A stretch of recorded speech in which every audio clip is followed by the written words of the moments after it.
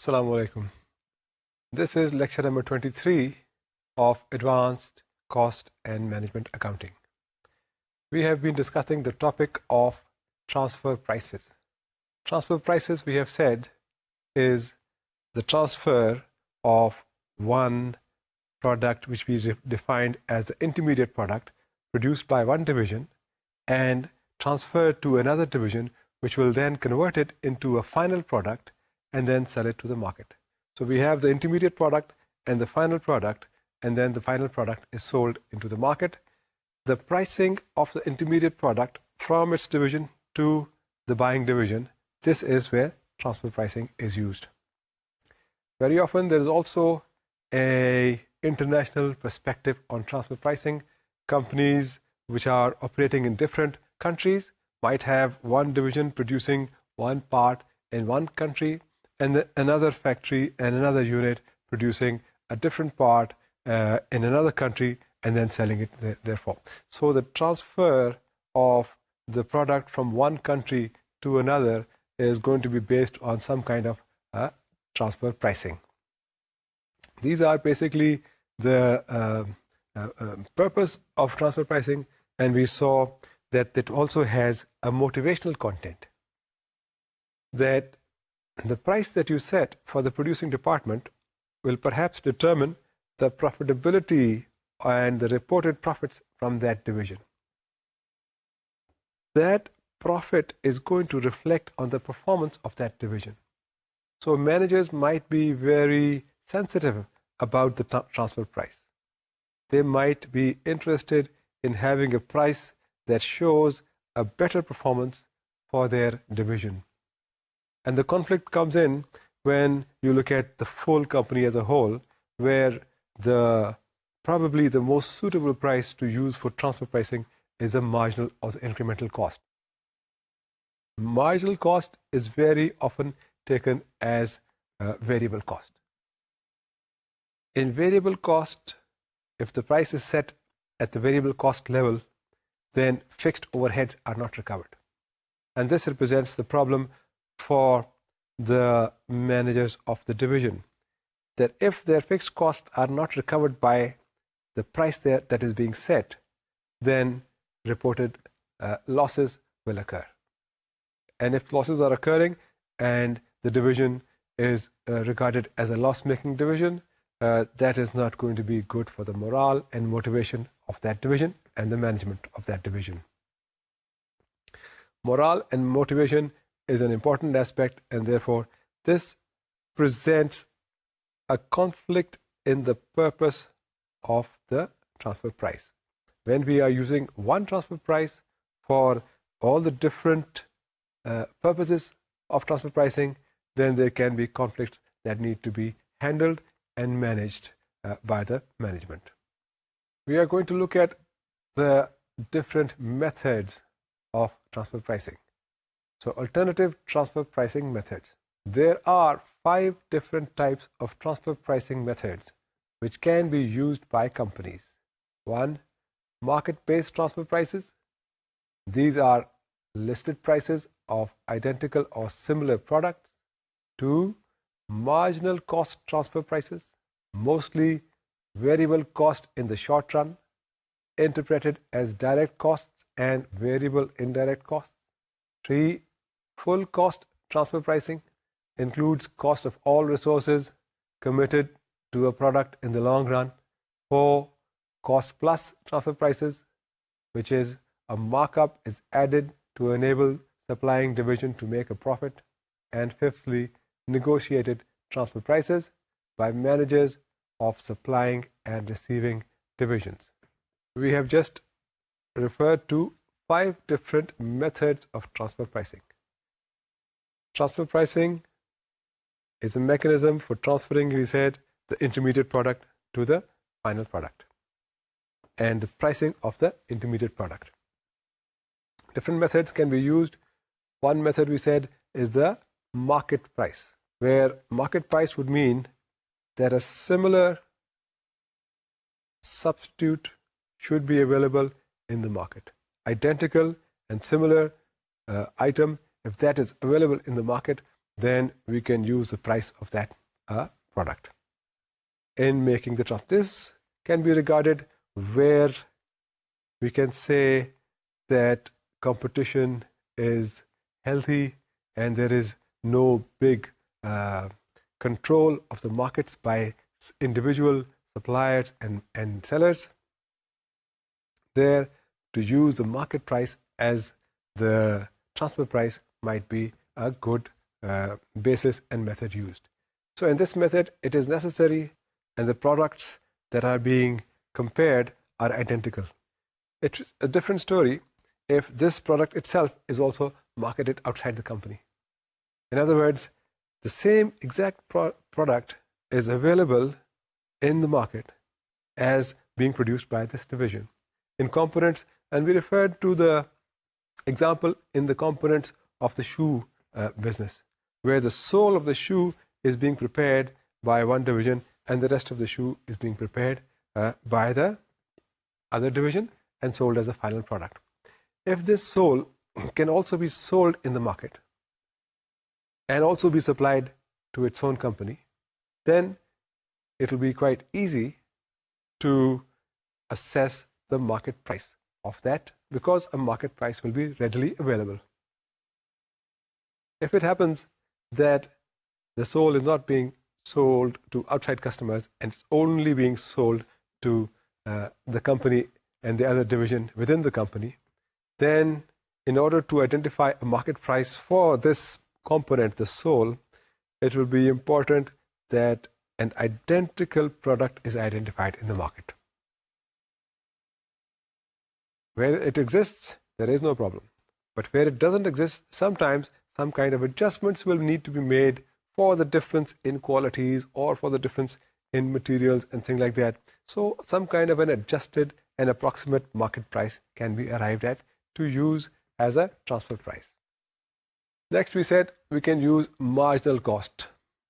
Marginal cost, normally we said, is taken as the variable cost. Variable cost is going to be applied primarily in the short run. In the short run, we are going to use whatever the short run variable cost is. And that, we said, is sometimes interpreted as direct costs and variable indirect costs. So we look at variable cost, and normally marginal costs can be taken as variable costs. That presents a method of transfer pricing. We have seen that this method will lead to a conflict as far as performance evaluation of the managers is concerned. The next method, we said, is a full cost method. The full cost, as the name implies, the full cost will need to be assessed for the entire product. All the costs that are taken into account here, variable cost and fixed costs, will be included. Fixed costs, if they are included, then some kind of costing system is going to be in place, and that costing system is going to provide the cost per unit of the fixed cost. So as we have seen earlier, we can take the fixed costs and find a suitable allocation basis and allocate the fixed cost to the units. This is going to be coming out of some costing system. So the costing system will identify the variable cost, and with some allocation basis, the allocated fixed cost to arrive at a total cost of the product per unit of the product. This can be used, and where this is used, it is clear that the fixed overheads of the producing department are going to be covered in the transfer price. The next aspect method we said is a cost plus. We have discussed cost plus pricing in our earlier lessons. So that takes our cost and you add a percentage for profit to the total cost, and you set the transfer price at that level. This is going to give a profit to the producing division, and this is going to be primarily for motivational purposes, so that the producing division can see profitability in its operations. Cost plus will have the same kind of arriving at that cost. It will have the same difficulty in arriving at the level of cost. And again, a costing system will be required to produce the costs. And lastly, we said we can use a negotiated price. The negotiated price will mean that the buying division and the selling division will sit together and try to agree on a price. And both agree on a price. And this again has, from the perspective of divisions, a motivational factor and autonomy factor. The divisions will feel they have the power to set their own price. They will have the independence, and therefore it is good for their motivation. We will see that negotiations can also have some complexities, and problems can arise in trying to arrive at a negotiated transfer price. But as we can see, these are the 5 major methods that are used for transfer pricing. Market-based transfer prices. Where perfectly competitive market for an intermediate product exists, it is optimal for both decision-making and performance evaluation to set transfer price at the competitive market price. To use market price, we have said that in the market, conditions of perfect competition should exist. Perfect competition is a concept of the economists where there is no major control of the market, and products are easily available in quantities required, as well as in our case where we are looking at using the market price, the product should also be identical. We have said earlier, the product for the market price basis to be used should be identical to the one that the division is producing. Perfect competition exists where the product is homogeneous and no individual buyer or seller can affect price. When transfers are recorded at market price, divisional performance is likely to represent a real economic contribution to the company profits. Profits are likely to be similar as if divisions were separate companies. So in conditions such as these, where the markets are near perfect and goods are available and products are identical and homogeneous, then the market price as a basis of transfer pricing is probably the most suitable price. It is going to be the price that is going to serve both the purposes, both of getting the good economic decision from a company perspective and as well as using it for performance evaluation. In this case, the performance evaluation, the manager can be satisfied that the revenue that is being allocated to the division represents a fair market price revenue. And so there is little argument in feeling unfairly treated and feeling other justifications. So this presents a good basis in these conditions. We are saying that the conditions are that there should be perfect type of competition in the market. Individual companies nearly then can be regarded as the individual divisions can nearly be regarded as individual companies. You are producing, you manage your cost, you manage your revenue, and you show your results. And the price at which you are going to sell to the next division will be based on an open market price. The effect of selling expenses.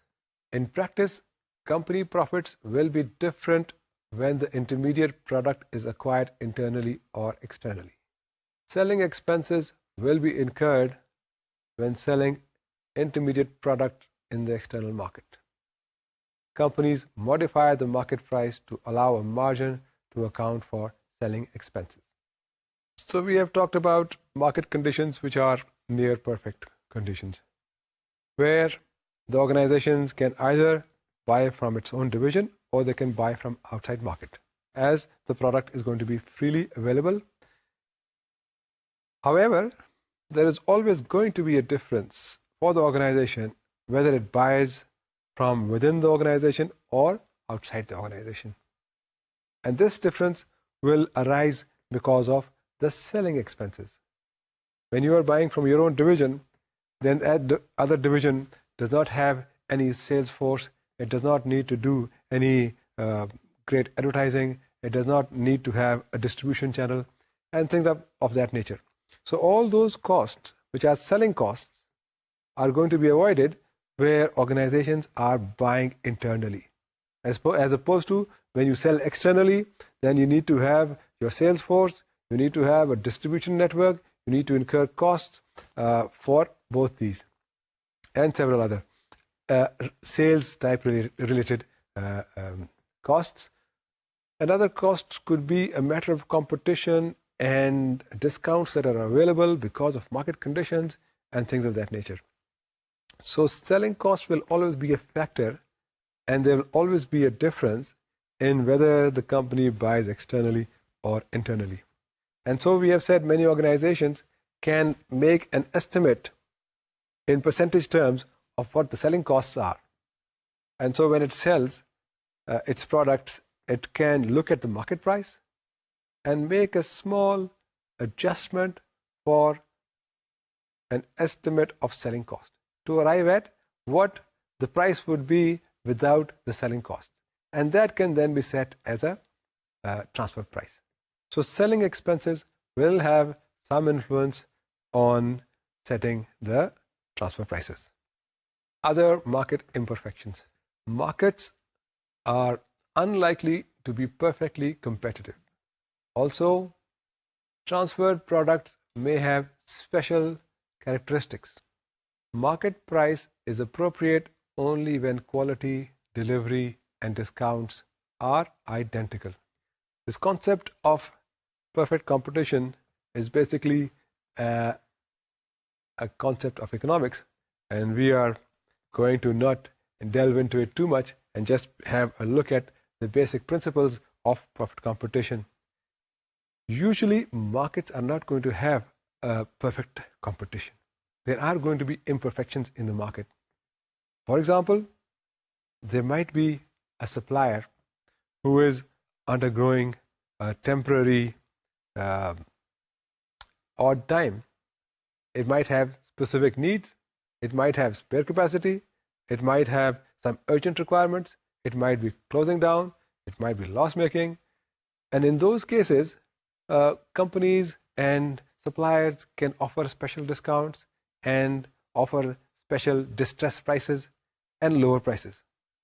So those prices are now not going to reflect the real market prices. So these are the imperfections that can exist in the market, and when we are using the market price as a basis, then we are saying that the competition is regarded as perfect competition, and we are saying that the products are identical with regard to quality, with regard to delivery, and with regard to discounts. These things can be different, there can be differences. It's very rare that all products in the market are going to be identical. There will be some kind of difference between the products. So that's an imperfection that will always need to be adjusted for in setting the transfer price. It may be possible to purchase intermediate product in the market at a temporary low price. If supplying division has excess capacity, incorrect decisions may arise from the market price rule. Assuming then that the imperfections are going to exist in the market, there will be a need to be sensitive when using the market price. We have said that conditions might be such where suppliers are offering special discounts, where suppliers are closing down, and therefore the prices that are available in the market might also vary. There might not be a single price for the product that we are looking at. The products have to be identical, and the markets have to be close to perfect. In a situation where the supplying division has excess capacity, this means that it is not able to sell all the products which it can produce. Now, within the same organization, it will have a different perspective for the division and for the company as a whole that it is not able to sell the entire quantity of its production. In that case, if a decision is made to go and buy outside or using the market price, might, in all cases, might give a wrong decision for the company, something that is not suited for the overall company. We will see that in a while in an example. What we are talking about is that the company has excess capacity, it has spare capacity. This means that its unit, when it is in production, and to buy from that unit at a certain price is going to have some consequences. Normally, you would find that market price is a good price to set as a transfer price. But if you have spare capacity, then you want to look at the bare minimum cost which you can charge as a transfer price, and that would be the incremental cost. That would be the marginal cost. Decision making can be affected, overall company scenario and profitability can be affected. Incorrect decisions might be made in these situations if market price is referred to in all cases. A supply division has spare capacity and produces intermediate product at an incremental cost of rupees 1,000. Transfer price of this product is set at the external market price of rupees 1,600. Suppose a supplier sells in the market at a temporary distress price of 1,500. The receiving division will prefer to purchase from the external supplier. Now we look at an example where the market price is 1,600 and the incremental cost for the supplying division is 1,000. So 1,000 is the cost. It is being transferred at the market price of 1,600. That's fine. The market imperfection might be such that one supplier is temporarily selling at 1,500. So the buying division will prefer to buy from the external supplier for 1,500 instead of buying internally at a price of 1,600. This would be the situation, and the buyer would be in a position they will think that it is in their interest to buy at the 1,500 external price. The overall company perspective might be different. The relevant cost for the company of making the product is 1,000. Hence, the market price rule can motivate the manager to take decisions not in the best interest of the company. Here, the relevant cost for the company is 1,000, where the buying company or buying division is going to compare the price of 1,600 with 1,500 and perhaps make a decision and opt to buy outside for 1,500, then from an overall company perspective, that would be an incorrect and wrong decision. If there is spare capacity and this company is not able to sell at 1,600 to outsiders, then in actual fact, the cost to the company is 1,000.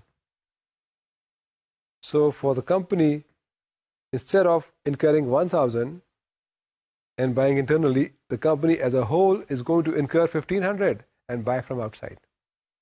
So in this way, this pricing would have created an incorrect and a wrong decision for managers. Market imperfections. These complications arise as markets are not perfectly competitive. Many companies use adjusted market-based transfer price to reflect temporary imperfections of markets.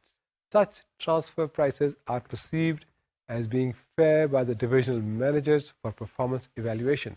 Also, divisional autonomy is unlikely to be undermined. So in actual fact, the markets have several imperfections and it is not likely to be in a state of perfect competition. The market imperfections allow for a different range of prices. They allow for differences in products, differences in qualities, and things of that sort. So when the situation occurs, in order to set a transfer price based on market price, then managers might make an allowance and make an adjustment and use an adjusted market price as a transfer price. However, this reference and the basis of a market price is going to motivate managers, and they will not feel that they have been charged an unfair price because somehow it is based on the market price. So market will be taken as a fair basis, and market price set in this way is going to have an impact which does not interfere with divisional motivation. Motivation is a very serious problem, and companies spend a lot of resources and a lot of time in order to motivate its employees to produce and give best performance. That's a different aspect and a different matter, but the fact that motivation is a very important aspect needs to be borne in mind. And where transfer prices are going to affect motivation, companies will be very careful to ensure they have prices which do not negatively impact motivation. Something related to motivation is the concept of divisional autonomy.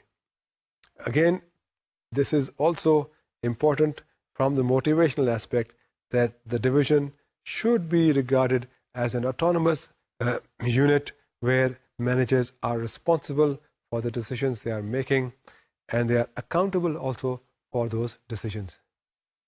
This helps to achieve better results in the overall company scenario, where autonomy is regarded as a motivational and motivating factor. Marginal cost transfer prices.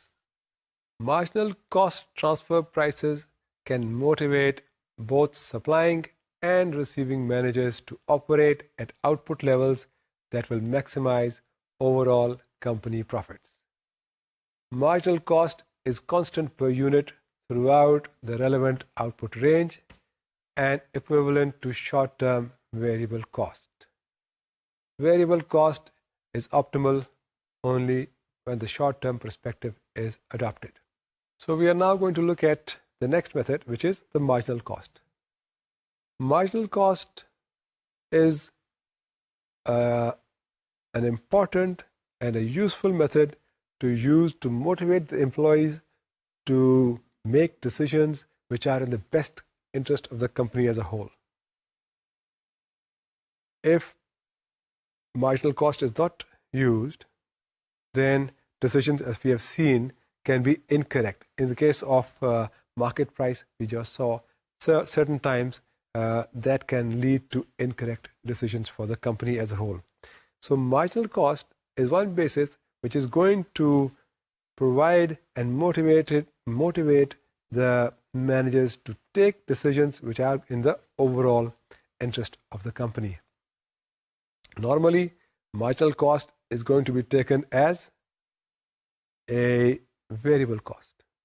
It is going to be interpreted as variable cost, and variable costs are only from a short-term perspective, in the short term.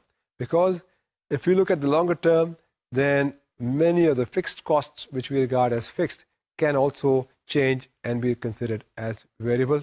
So we are looking at the short-term marginal and variable costs. So in the short-term scenario, marginal cost can be a good basis for setting of transfer prices. Marginal cost is constant per unit throughout the relevant output range and equivalent to short-term variable cost. We are saying that marginal cost remains constant. That's a matter of definition, that we are going to regard that incremental cost, marginal cost being the incremental cost, or variable cost, we are assuming in the short term it is going to remain constant. As it is going to remain constant, we are looking at the short-term perspective, and therefore it is another added advantage of using marginal cost. In real terms, marginal costs will vary. Variable costs also will vary. Prices change, labor costs change, and so those changes will need to be taken into account. But when we are considering under certain assumptions that marginal cost is the variable cost for the short term, that cost is regarded as constant in the short-term period. Variable cost is optimal only when the short-term perspective is adopted. Variable cost is optimal, but it is optimal only in the short run. As we have said, variable costs are those costs that will change as production level and activity level changes, as opposed to fixed costs which do not change as activity and production level changes. But as we have seen before, that in the longer run, most of the fixed costs can be changed, will need to be changed in the longer run, and therefore not be regarded as fixed and can be regarded as variable. The examples of these fixed costs can be machinery and building and supervision and supervisors. As production activity increases and the production volume rises, then more machines might be required, even more building space might be required, and more supervisory and administration staff might be required. So we are saying that variable cost is an optimal cost to use for transfer pricing only in the short range. In the short term, we can regard variable cost, marginal cost, as an optimal transfer price. Let's look at a comparison of marginal cost and full cost transfer pricing.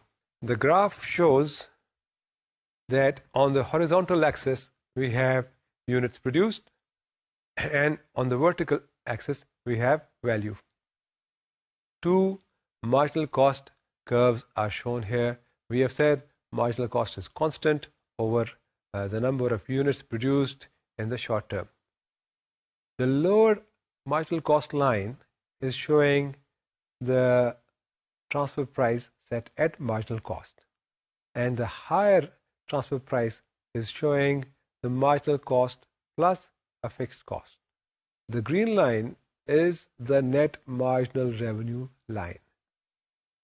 So where marginal revenue is going to cross marginal cost, that's the point at which production will be maximized.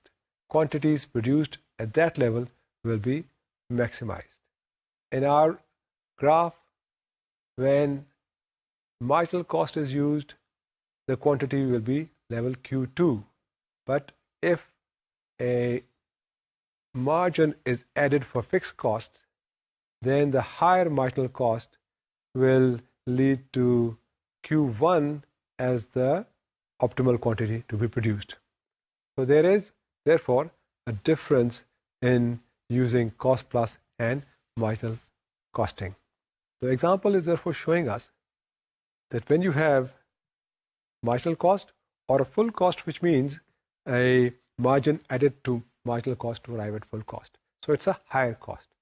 When you're using a higher cost, then the point at which quantity is going to be optimal and profit will be maximized will be the point where marginal cost and marginal revenue curves intersect. In our example, we saw Q2 as a point of intersection where marginal cost is used. But when the cost is increased and a higher marginal cost is used, then the production will be reduced to Q1. In other words, there's a difference in the decision making when full cost is used and difference in the decision making when marginal cost is used. The marginal cost decision is allowing for a greater level of production, a greater quantity, and therefore providing probably greater profits. Net marginal revenue refers to marginal revenue of final product less marginal conversion cost, but excluding the transfer price. Optimal output is Q2 from overall company perspective, where net marginal revenue is equal to marginal cost.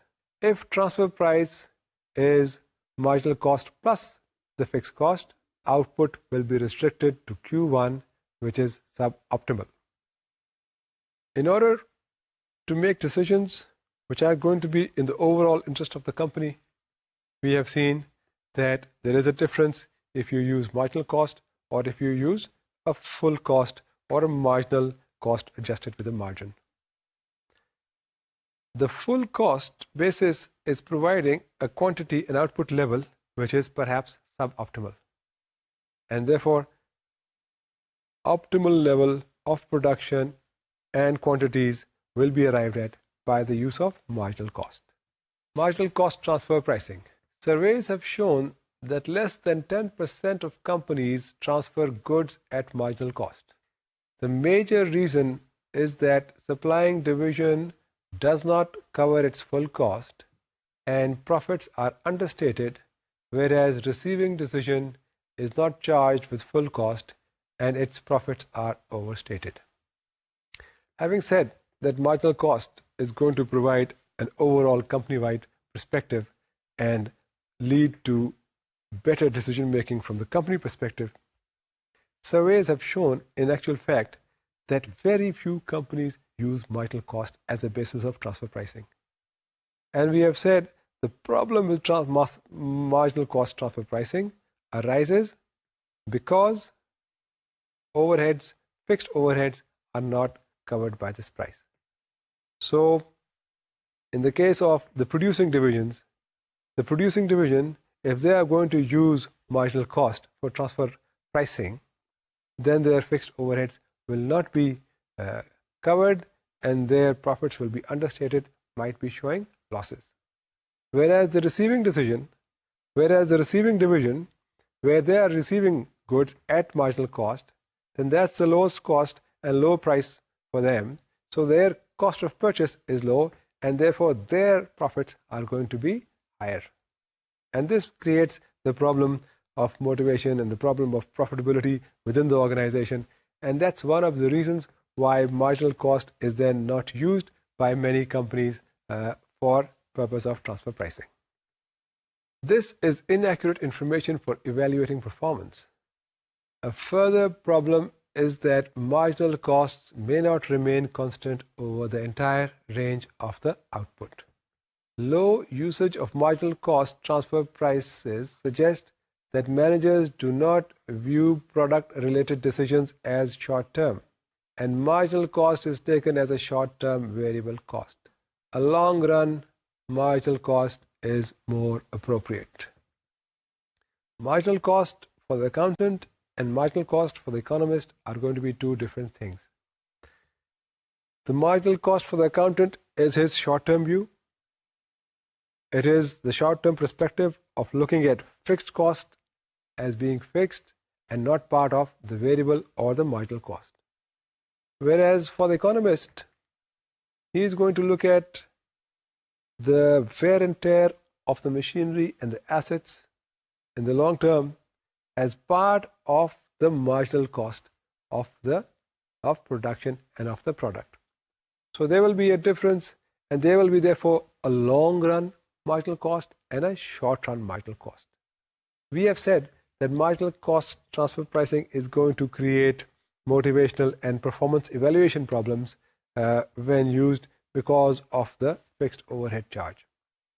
In the longer run marginal cost, a proportion of fixed overheads will also be incorporated, and therefore in this perspective, a long run marginal cost would be even more suitable for the purpose of transfer pricing. That will take care of A, the cost in the company perspective, and B, also the motivational and performance evaluation aspect. Full cost transfer prices. Full cost transfer prices or full cost plus markup are widely used in practice. Managers view product-related decisions as long-run decisions. They are preferable for performance evaluation. Looking at the full cost as a method of transfer pricing, we have seen that these are used very often. And this is a cost that provides a basis for performance evaluation. The biggest aspect of using full cost is that it provides a performance evaluation basis for the producing division. This is arising and therefore managers, when they review their products, they don't view their product in the short run. They like to think of products as something that is going to be ongoing, and they will have a long life, and therefore they view their products in the long run. And that's one of the reasons, therefore, looking at the short run and focusing on the short run would be marginal costing, and that is not preferred. And the longer run view of the product is more suited to the managers. It also helps in the performance evaluation because it covers the fixed cost. Transfer pricing above variable cost may be consistent with economists' marginal cost. For example, the economist would argue that extra wear and tear caused by plant usage is part of marginal cost. The accountant allows for this in the depreciation, which is taken as fixed cost. This is therefore the view that would be taken by economists, and the economists will take the longer run marginal cost view. They will regard marginal cost as really the marginal cost of the longer run. Their perspective is to include the wear and tear of machinery and all other assets as part of the marginal cost of the product. In the longer run, it is a part of the cost, and therefore that perspective is included, and this provides another basis for transfer pricing. This incorporates aspects of performance evaluation. Full cost transfer prices. The major problem with full cost transfer prices is that they are derived from traditional costing systems, which can provide poor estimates of long-run marginal costs. Ideally, full cost transfer prices should be derived from activity-based costing systems. In arriving at the full cost, the organizations are having to include a proportion of the fixed cost as part of the total overall full cost. So some kind of costing system is going to be used. Usually a traditional costing system is used, and we find that the traditional costing system might provide an inaccurate estimate of the resources that are consumed by the product. So that would be the difficulty or the problem or the inaccuracy of using full cost as the transfer price, because it is going to incorporate the inaccuracies of the costing system. It is going to incorporate the inaccuracies of the system that allocates the resources to the product. We have discussed earlier that the alternative and a more improved way of looking at the consumption of resources is the activity-based costing. So if information from activity-based costing system were to be used in arriving at the resources consumed by the product, then that would be a more accurate and a more suitable basis to use, and that full cost is going to reflect the marginal cost plus the cost of fixed resources, fixed cost resources consumed by the product in an accurate manner.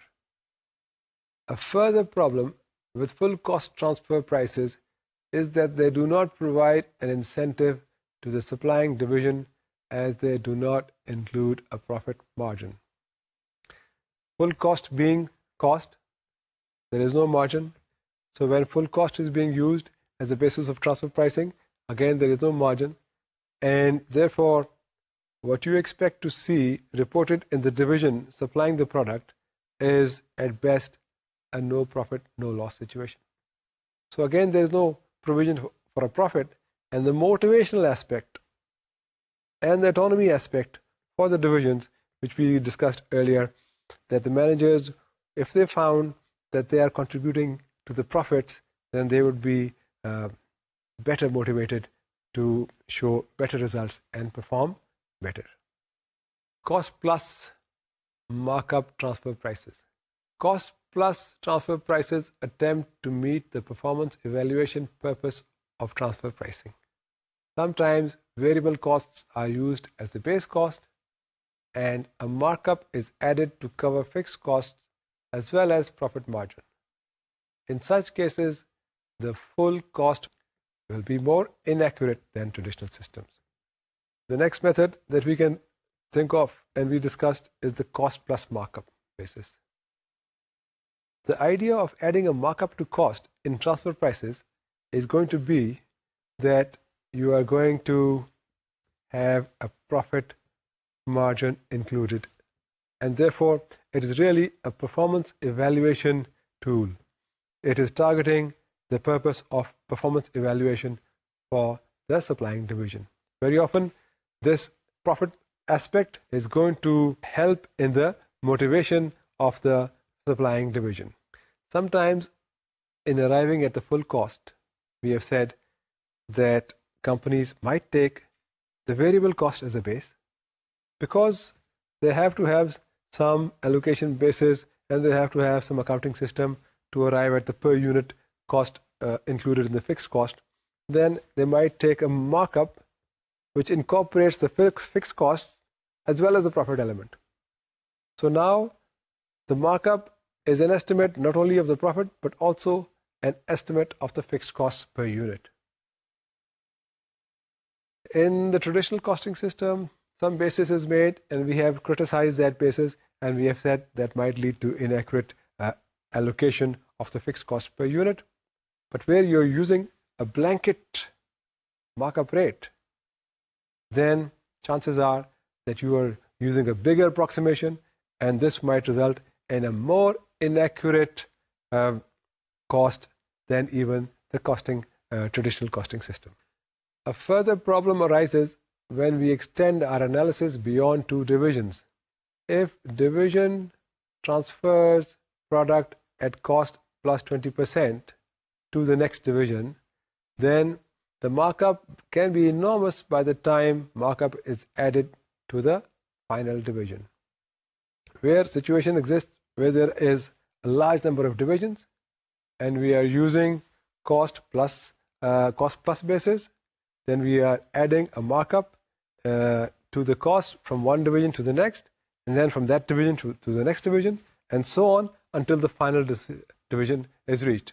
In that way, we might end up, in our example, if we are using a 20% markup rate, then it might end up that by the time we start from here, from division 1, add 20%, division 2, add 20%, division 3, add 20%.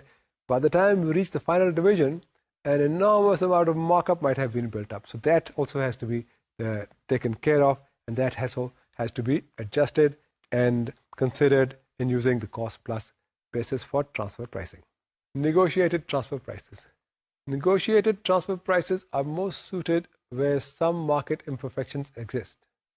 Managers have the freedom to buy and sell outside the company and engage in a bargaining process. It is claimed that the friction and ill feeling of centrally controlled transfer prices will be eliminated.